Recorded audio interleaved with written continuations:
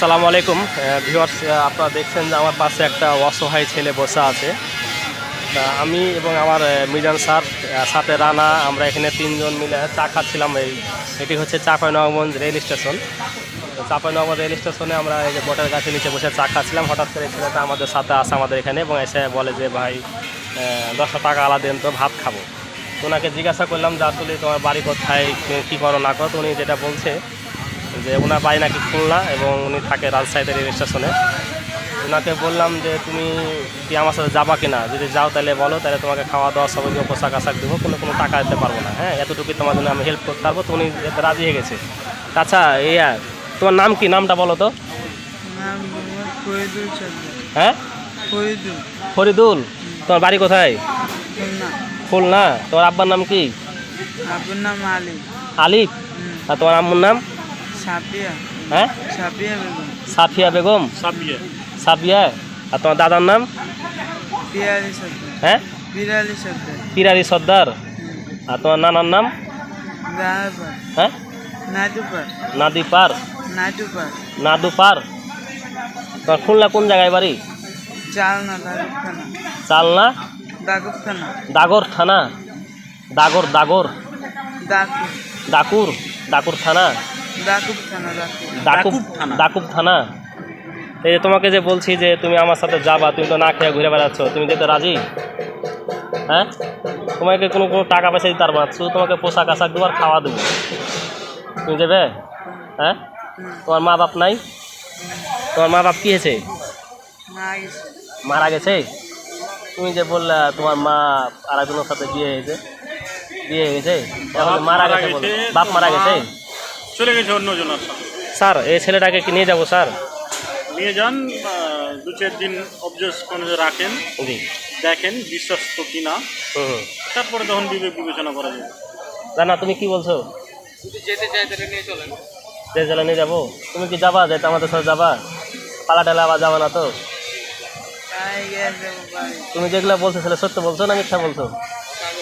আমরা তোমার পরিবারকে খুঁজে পাই, তাহলে তুমি কি তোমার পরিবারের কাছে যাবা? তোমার পরিবার নিতে আসলে তোমার পরিবার নিতে আসে তো যাবে না? তুমি যাবে তো নাকি? তো তুমি কি জানো সত্যি যে তোমার বাপ মারা গেছে? হ্যাঁ, হ্যাঁ, জানো তোমার বাপ মারা গেছে? সত্যি মারা গেছে? তোমার আব্বাকে তুমি দেখেছো? কারণ থাকে কোথায়? কবরে। আর তোমার আম্মু জানো না কোথায় আছে? তো আমরা নিয়ে যাবো, আপনি তো এটা জানছেন নাকি? অবশ্যই। এটা কোন জায়গা ভাইজান?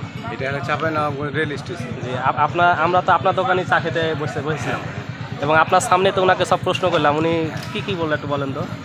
বললো কি হলো, আমাকে বের করে দিয়েছে আমার দাদি, আর দেখা যাচ্ছে আমার বাপও নাই, মাও নাই, মা আরেকজনের সাথে বিয়ে হয়ে চলে গেছে। জি, এই জন্যই অসহায় হিসাবে ঘুরছিল।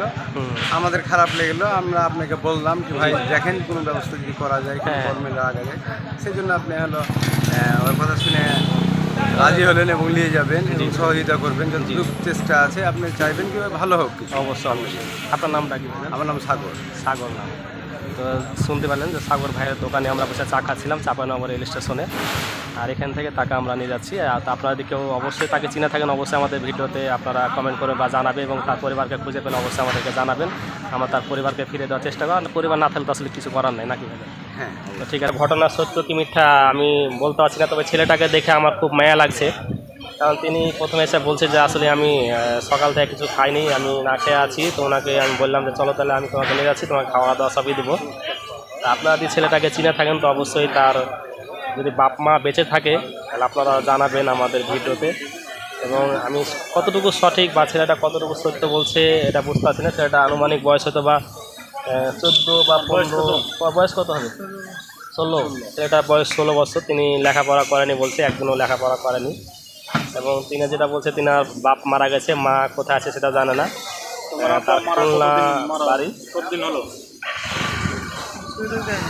হ্যাঁ, ছোটকালে মারা গেছে তোমার আব্বা। তোমার আম্মা কতদিন তোমাকে নিয়েছিল? 10 বছর পর্যন্ত তোমার আম্মু তোমাকে নিয়ে রেখেছিল। 10 বছর পর তোমার আম্মু চলে গেলো, তোমাকে তোমার দাদা দাদির কাছে রেখে চলে গেছিল। স্যার এটা কোন জায়গা স্যার, যে আমরা এখন এখানে বসে আছি? স্টেশন, বাস স্টেশনের পিছনে, ট্রেন স্টেশনের সামনে।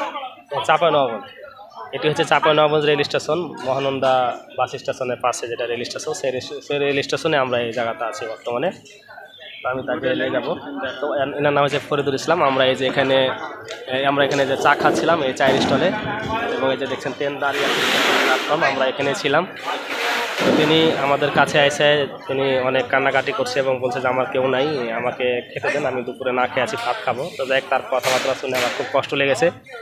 আর আপনারা তার জন্য দোয়া করবেন, এবং তাকে যদি কেউ চিনে থাকেন অবশ্যই আমাদের কমেন্টে জানাবেন, বা তার পরিবার যদি আসলে থাকে তাও সেটাও আমাদেরকে জানাবেন, এবং আমরা তার পরিবারের কাছে পৌঁছে দেওয়ার চেষ্টা করবো যে তার পরিবার থাকে, আর না থাকুক তো আসলে করার কিছু নাই। তো সবাই ভালো থাকেন, সুস্থ থাকেন, সবাইকে ধন্যবাদ। আসসালামু আলাইকুম।